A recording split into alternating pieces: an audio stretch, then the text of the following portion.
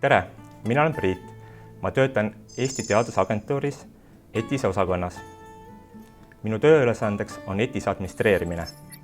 Eesti Teadusinfosüsteem ehk ETIS on riiklik register, mis kogub infot Eestiga seotud teadustegevuse kohta. Seda nii asutuste, teadlaste kui ka teadustegevuse mõistes. Lisaks sellele on ETIS ka avalik portaal, kus saavad kõik huvilised otsida Eestiga seotud teaduse kohta infot. ETIS on teadlasele kasulik mitmel põhjusel. Esiteks saavad kõik teadlased meie portaalis avaldada oma andmed CV kujul. Lisaks sellele on ETIS ka keskkond teadusgrantide taotlemiseks. Peale muu olulise info saavad kasutajad ka otsida endale koostööpartnerid ETIS-est. ETIS on avatud kõigile soovijatele. Konto loomine on imelihtne.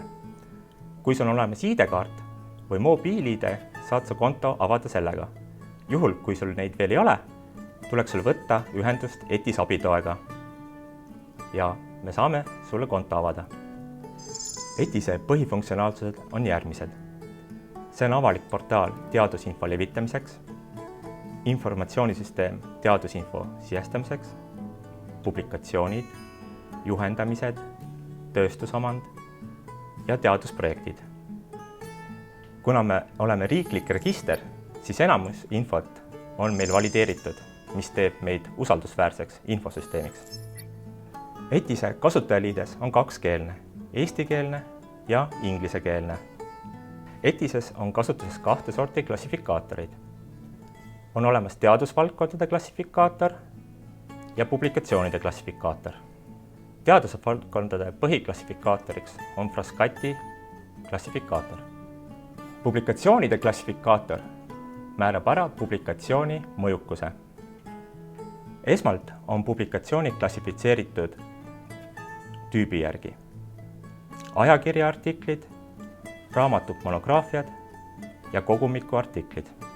Juhul, kui teil tekib küsimusi klassifitseerimise kohta, palun võtke ühendust oma asutuse teadus-arendusosakonnaga ja või ETIS abitoega.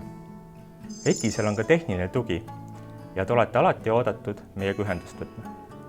Pöörduda võib meie poole nii eesti kui ka inglise keeles. Kutsume teid ETIS kasutama. Loodame, et ETIS-est on abi teie teadlaskarjäärile.